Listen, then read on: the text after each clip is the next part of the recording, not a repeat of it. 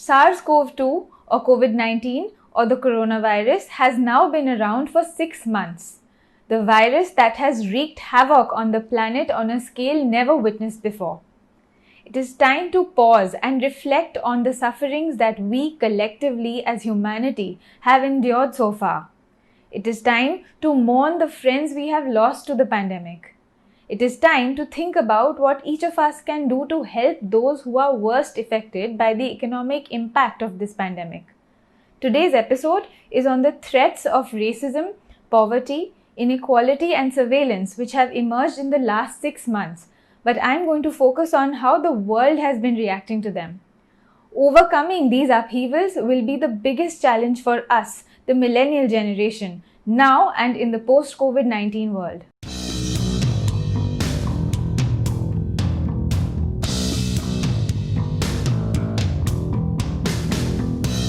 Previously, I have highlighted humanist trends in this new era that we're in, the age of pandemic, dominated not by mankind but by our fear of unseen deadly microbes.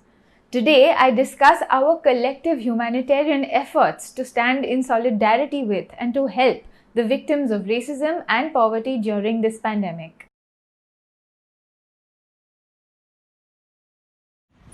What do you want? I can't breathe.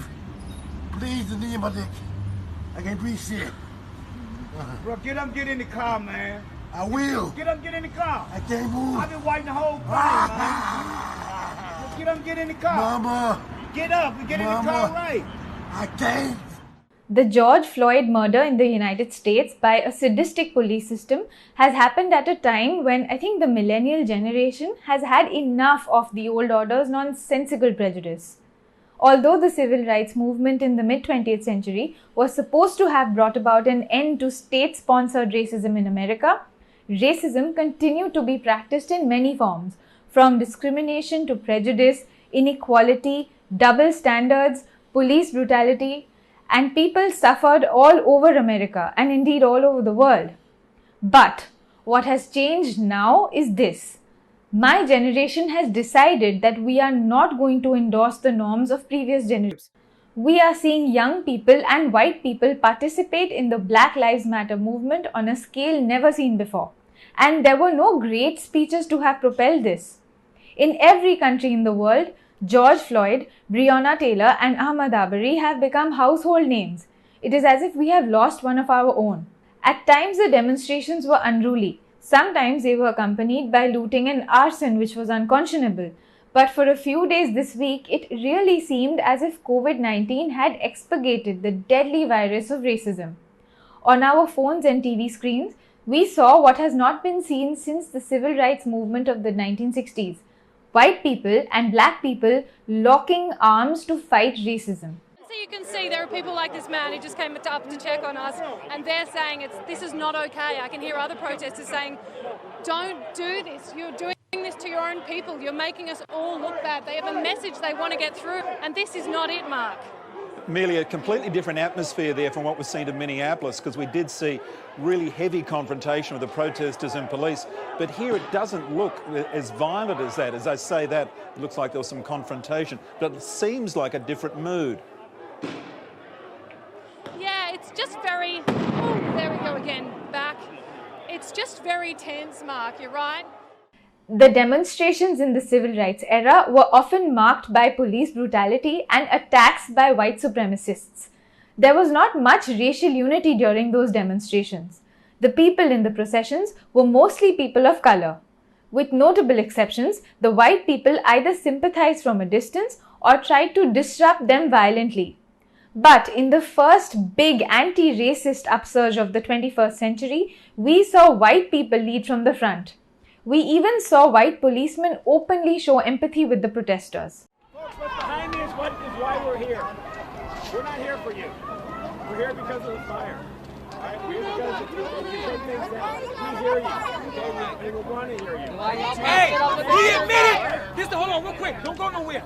He admitted, in his opinion, Chauvin, the racist, bitch-ass, coward-ass cop, he admitted that he feels he murdered him. He did say that.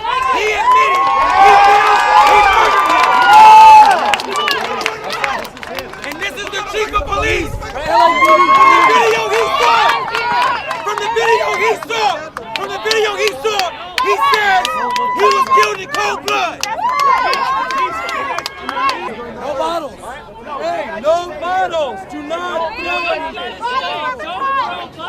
Hey, we back to peace. We back to peace. We back to peace. We back to peace.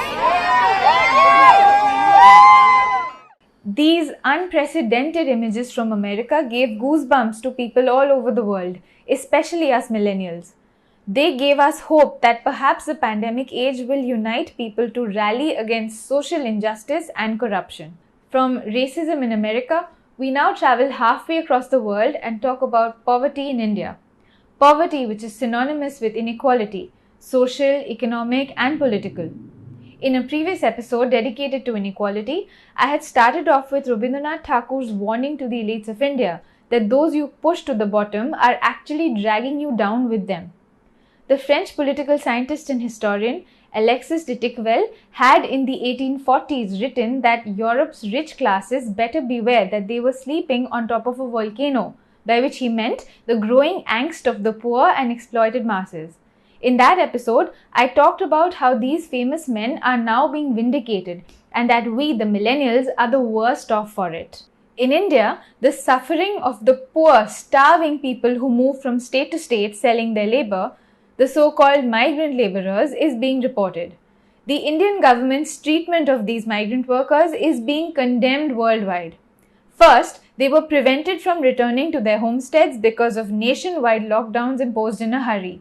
Criminal cases were instituted against those who tried to get away. Then, when it was clear that the starvation and misery of migrant workers was too much of an international embarrassment, the government packed them into trains without food and water.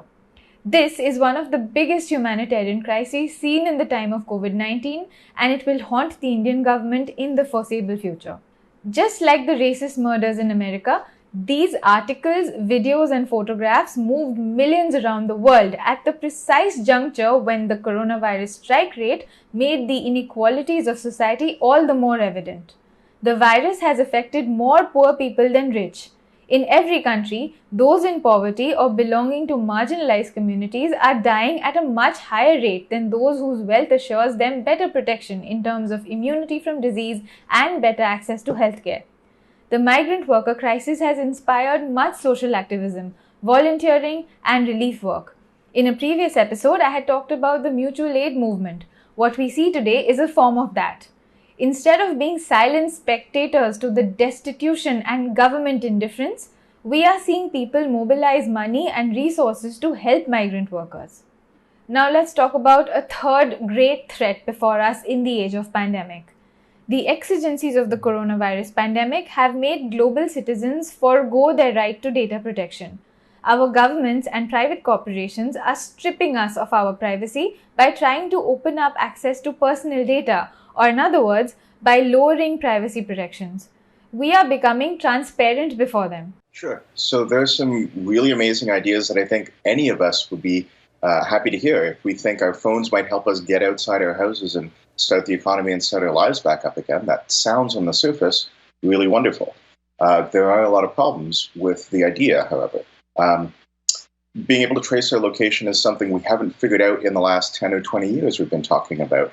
Being able to do this and having to rush to this in the middle of a crisis, not necessarily fully understanding how government is going to track that information, who's going to get access to it, and what the implications are for a wider society. That's a bit of a problem.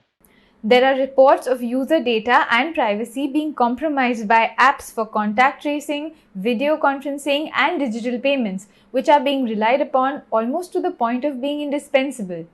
Yet, they are getting away without even token censure. But the gaps in data privacy regulation, the abuse and flouting of laws by tech companies and governments, and all manner of breaches are being addressed widely in the press. You know, by those who are called the prophets of doom. On social media, people are asking for better regulation. They are documenting and raising awareness regarding breaches. The Zoom app, whose breach of user security and privacy has been reported widely, has been banned in some places and sought to be banned in others. Violation of data privacy may not be a human rights crisis that makes people take to the streets today, but it is something we cannot ignore. We cannot blindly trust our governments or tech companies with our data. I'm going to talk about this in more detail in a later episode, but I want you to think about it. I would be very grateful if you could share your thoughts with me in the comments below or on Twitter or Instagram. There is another humanitarian threat that we need to be aware of and plan for. During the last 6 months, China has emerged in public perception as the country whose secretive governance style has caused this pandemic. It is alarming to read about talks of a possible Cold War against China.